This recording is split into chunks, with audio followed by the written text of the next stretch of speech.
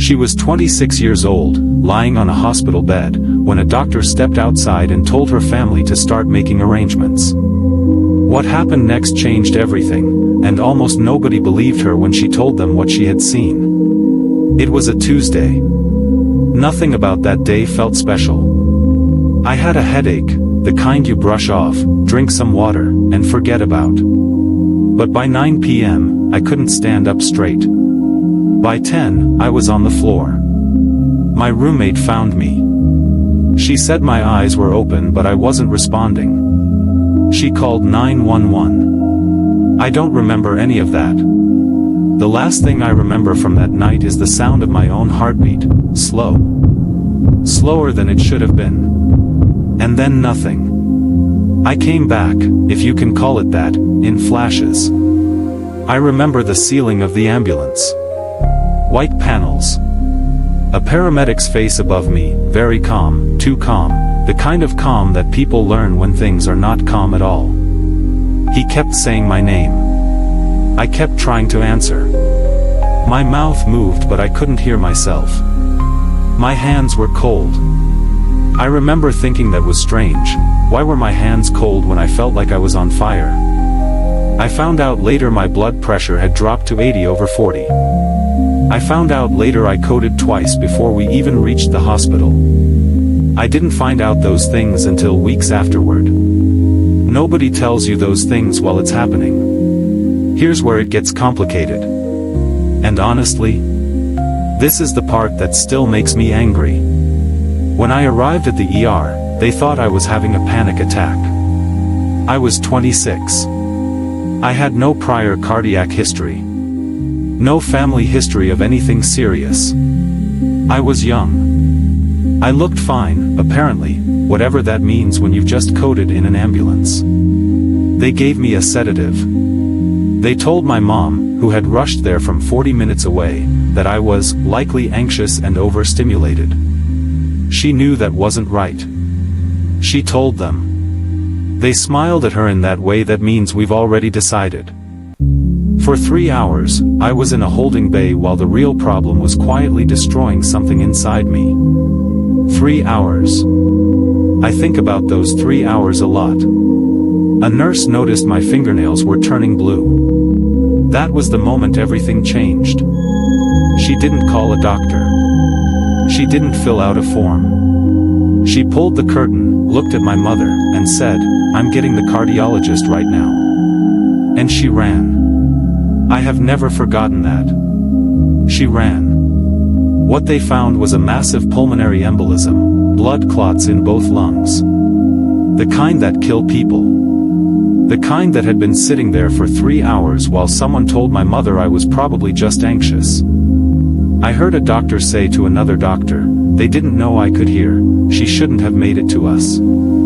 He said it quietly, like a fact. Like reading a weather report. She shouldn't have made it. I need to tell you something that I've never posted about. Something I've only told my mother and 2 other people. At some point, I don't know exactly when, I was somewhere else. Not unconscious. Not dreaming. Somewhere else. There was no pain. There was no fear. There was just this overwhelming sense that everything was going to be okay, no matter what okay looked like. I saw a hallway with very bright light at the end. I know how that sounds. I know. But I wasn't afraid. I remember making a choice. I know that doesn't make sense medically, but I remember deciding to turn around. I remember thinking about my mother's face. When I woke up in the ICU, there were tubes everywhere and my mother was holding my hand and she was crying, and she said, "You came back." I said, "I know. I chose to." People expect you to feel grateful after something like that. And I did. But I also felt terrified. And furious. And completely lost.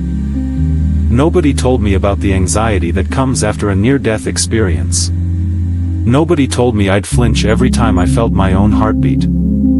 Nobody told me that I'd wake up at 3 a.m. for months, gasping, convinced it was happening again. Recovery isn't just physical. That's the thing, the hospital sends you home without knowing. They fix your body and they hand you discharge papers and a prescription, and then you're just supposed to go back to your life. But your life doesn't feel like yours anymore. You have to build a new relationship with it. With your body. With the time you almost didn't have. 3 things saved my life that night. The first was my roommate, who didn't hesitate.